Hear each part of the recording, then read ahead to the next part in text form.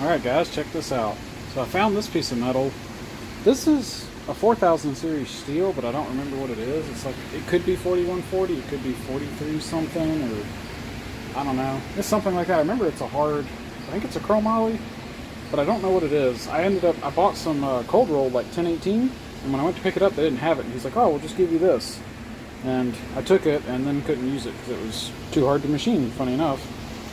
I drilled this hole in it and it gave me a hard time and never used this for what I intended it. So today, we're just going to cut some metal off of this and see how the tool does. Because this is either 4140 or some other metal that's probably a bear to machine similar. So we're going to see what happens. So you can see we got this kind of somewhat crappily clamped up in the vise.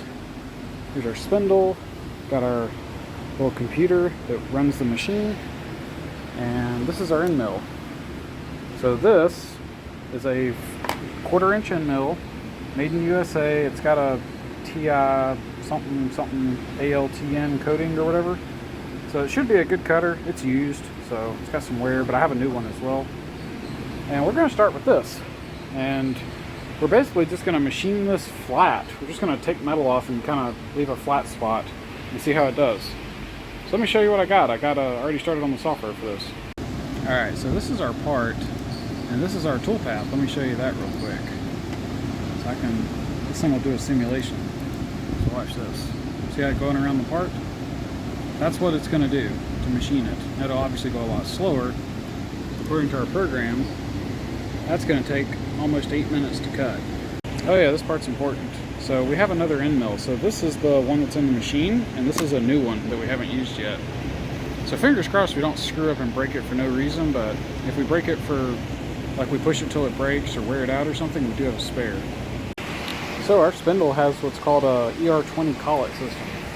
So basically you have all these different sizes, and these go up in the spindle, and you put them in this nut, and then when you tighten it up, it squeezes both tapers of this, and that's what grabs the tool. So I'll kind of quickly, so this is the right one for this. That's the 1/4 inch. So essentially, just take this 1/4 inch, snap it into there. We'll load this into the spindle, get the thread started, install our cutter, and then tighten it up. Alright, so I got the tool put in. I tried to film that, but I couldn't really do that one-handed. So we got our 1/4 inch end mill, got it all torqued up. This is usually for coolant, but we're actually going to hook it to an air hose and just do an air blast. Maybe I'll tell you about that later, but supposedly you can do pretty good with 4140 without coolant, just using an air blast and let it get hot. Alright, so we just fired the spindle up. We're running it at 3000 RPMs, and this is just letting it warm up the bearings for a few minutes. So while that's warming up, so this spindle is actually rated for 3 kilowatts, so that's about 4 horsepower, but we only have a 2.2 kilowatt VFD driving it, so it's got more motor than it does drive. So that's kind of good because it gives you a little extra torque. And you see these the top here, so right here you've got the wires, and these are actually hoses for coolant. This is pumping antifreeze, like glycol-based coolant, through these hoses. And this third one here, that just goes down to the coolant or air blast. But yeah, this thing's water cooled, so that's kind of nice. You can run it hard and it stays cool. There's actually a, here I'll show you real quick. So this is like underneath the mill, but there's actually like a Honda Civic or something sized radiator back here. And this will be upside down, but that's a Miata cooling fan back there. Running it, it's only running on like 5 volts or something, but yeah, that's what keeps this thing cool. And it works great. This spindle never gets more than 2 or 3 degrees above ambient. So a lot of guys, what they do is they don't even run coolant, or if they do, they just have like a bucket and circulate water. But what happens is you heat the water up in the bucket, so your spindle still gets hot, and you gotta like change the water in the bucket or something.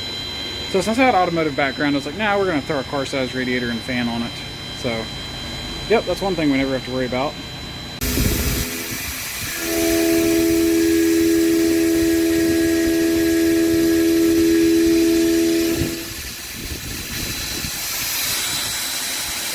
Centered on the part very good, because it looks like it's not even cutting on the backside right now. Shoot, I thought I had that close. Got a bump of feet up while we're cutting here on the back. Pull it down. We may end up cutting too much here, let's see.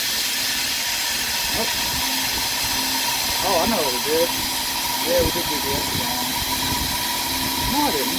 Huh, okay.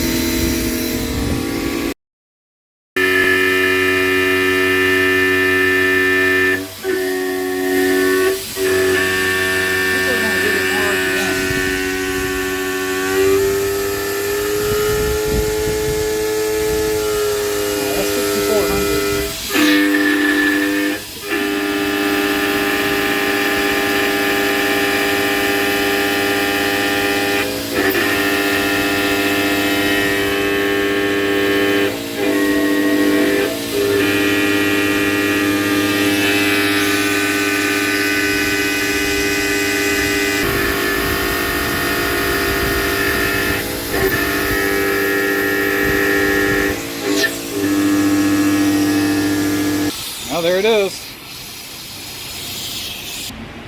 So that part sucks. I think I need to tram the machine in. I got some stuff ordered, but looks like there's probably a lot of deflection too from likely putting a lot of load on this spindle. Looks like John might have been onto something about this machine not liking 4140, but it did it.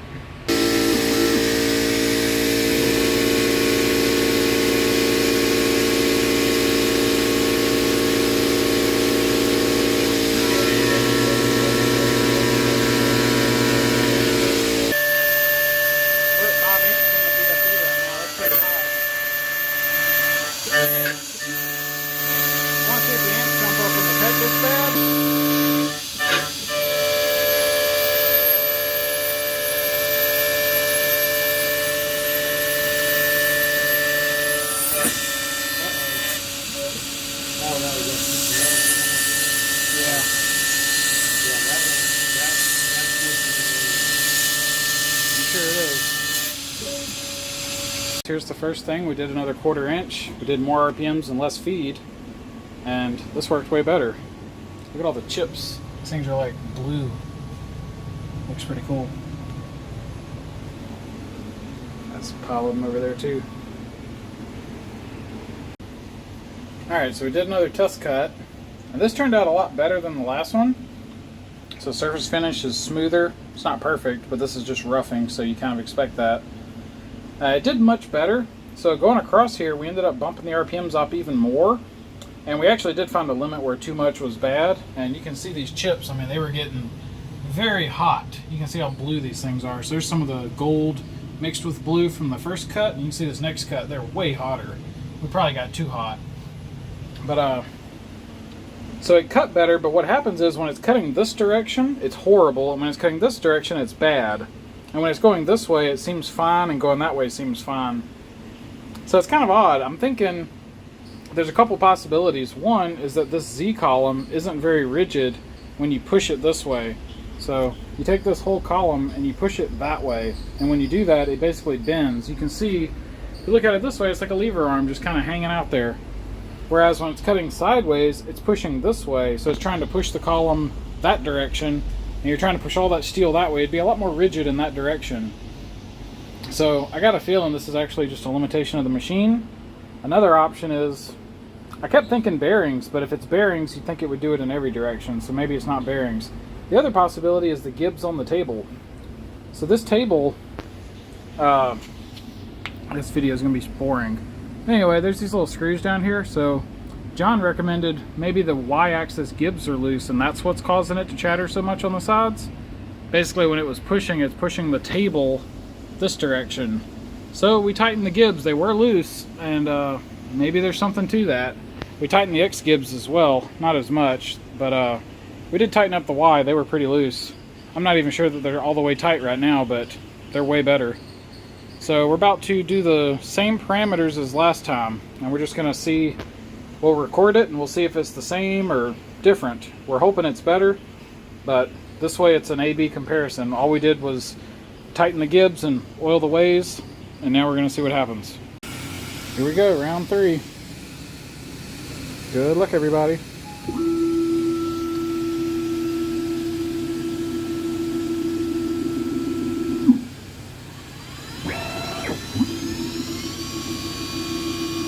We're at 9,100 RPMs.